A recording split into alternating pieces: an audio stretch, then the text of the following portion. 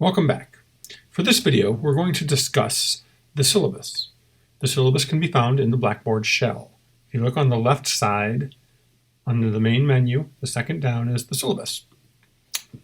What I'd like you to do is read through this on your own, but I'd also like to go through some of the details here with you. So as you can see, the class is MUSI 1306, Understanding and Enjoying Music. It's for 3 credit hours and it's online. If you need to contact me, there's a few ways. One, you can email me via Blackboard. You can give me a call on my office phone. The number's right there, 825-2761. That may take a little longer for me to get back to you. The best way to communicate with me is going to be via email. If you have a hard time getting a hold of me on the phone, contact me via email and let me know that you want to talk to me. I'm in and out of the office quite a bit in July, so I may take some time to get my messages. Now, the course description. This is a course for non-majors, and it says to explore Western art music and develop listening skills needed to become an active participant in a performance setting.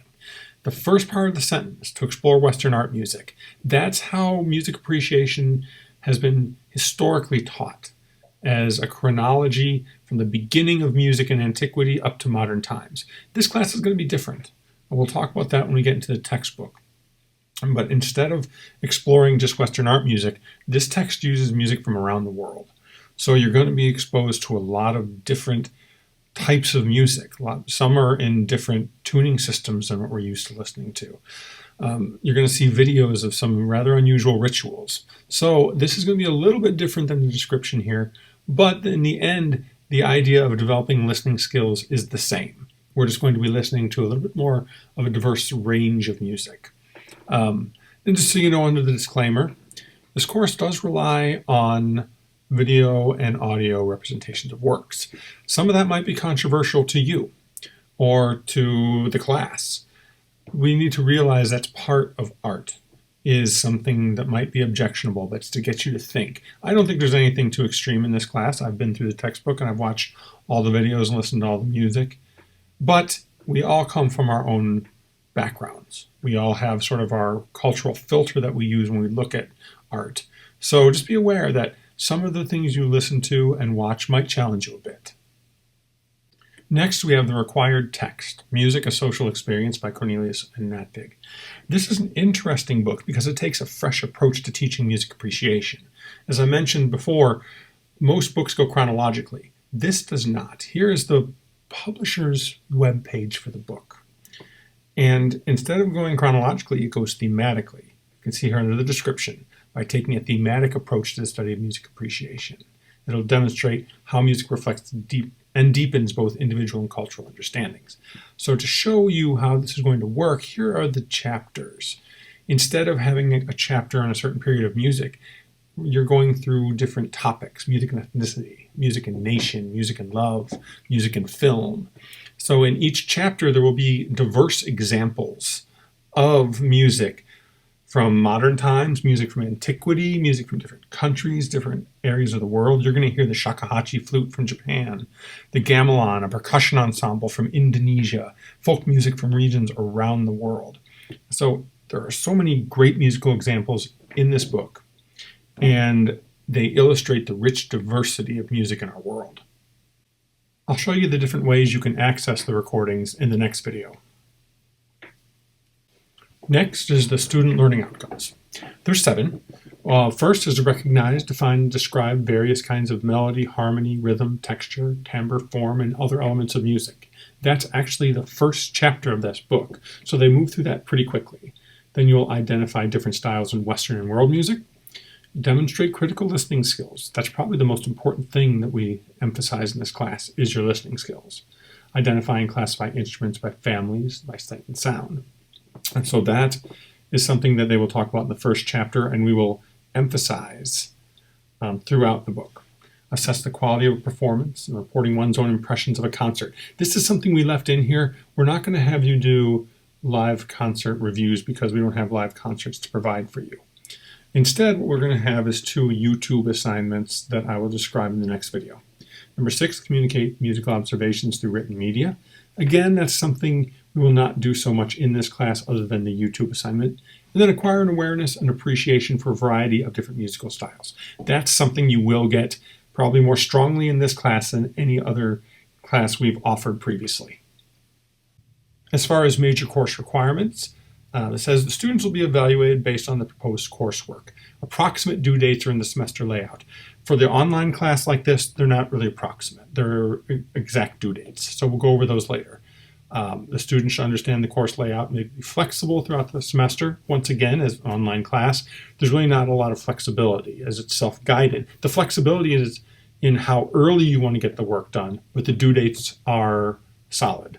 And the general schedule uses a rough guideline. Again, that's more for a lecture type course.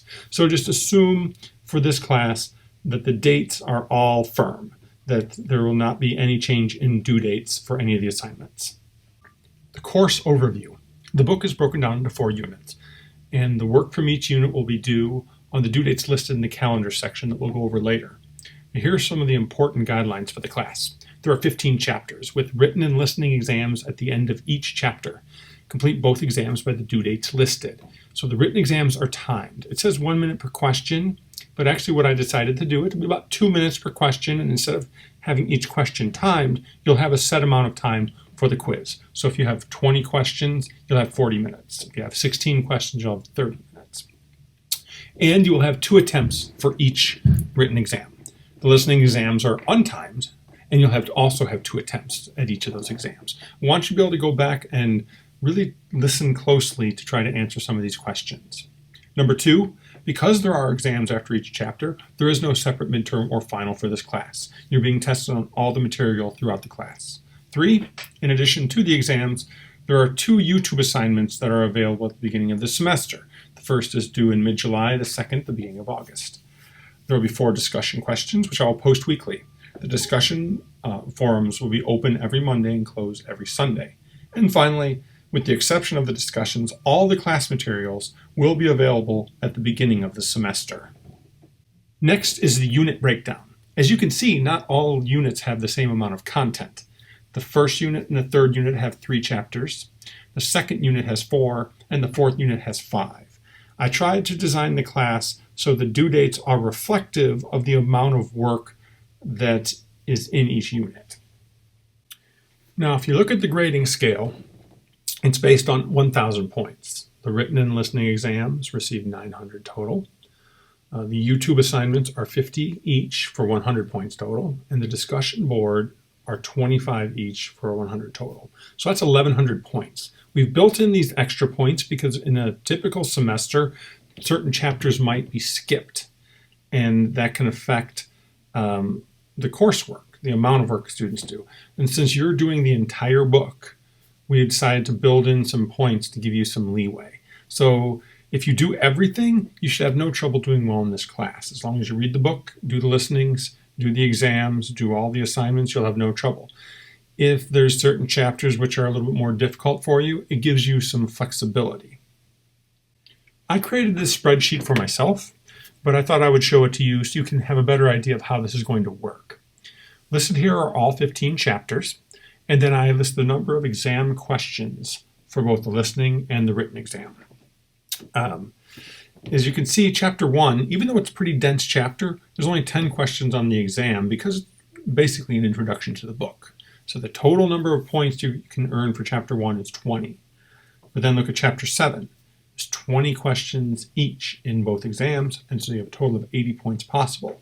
So if you look at this, the chapters I would not recommend skipping are chapter 7, chapter 10, chapter 14, where you have the most points available. If something happened, let's say you had some trouble with chapter 6, you skipped one of the exams, you could see that at 52 points, with 1,100 total available, you'd still be okay if you didn't do great in that chapter. So that's what we're trying to do with this, is give you some flexibility so you're able to navigate the entire book without worrying about having to get 100% all the time. The last section of the syllabus is the daily class breakdown suggestion. This isn't daily because it's an online class, so it's not guided that way. Instead, here are the due dates of all the assignments. Unit 1, which is chapters 1 through 3, all of the exams, listening and written, are due by midnight of July 12th. That's the first Monday after class begins. That Friday, July 16th, the YouTube assignment 1 is due. By July 19th, 3 days later, the next 4 chapters are due. So that's the Unit 2 exams for 4 through 7. The week after that, Unit 3 exams, chapters 8 through 10 are due. Then you have a little bit more time. August 4th, the second YouTube assignment is due. Then August 5th, the last day of class, the Unit 4 exams for the 5 chapters, 11 through 15, are all due by midnight. The discussion boards will open midnight of Monday, and they will close at 11:59 p.m. the following Sunday. So please make sure that you get those in on time. And all Blackboard work must be completed by August 6th. Even though all the due dates are the 5th, if something comes up and you need an extension, please let me know. But while it says the proposed course outline might be altered or refined during the course at the discretion of the professor, that's not going to happen with this online class. So please, if you're having any trouble, whether it's accessing the book or getting the assignments done, let me know.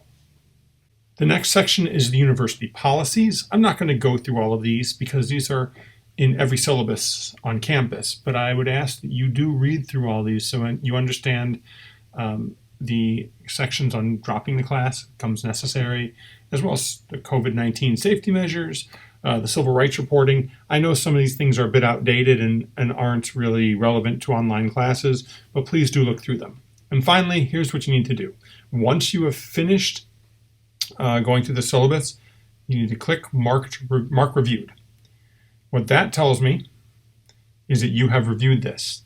You need to do that to let me know that you've read through this syllabus and understand the policies. Because what I don't want is someone at the end of the semester saying they didn't understand how it was going to work when I think everything is laid out pretty clearly here.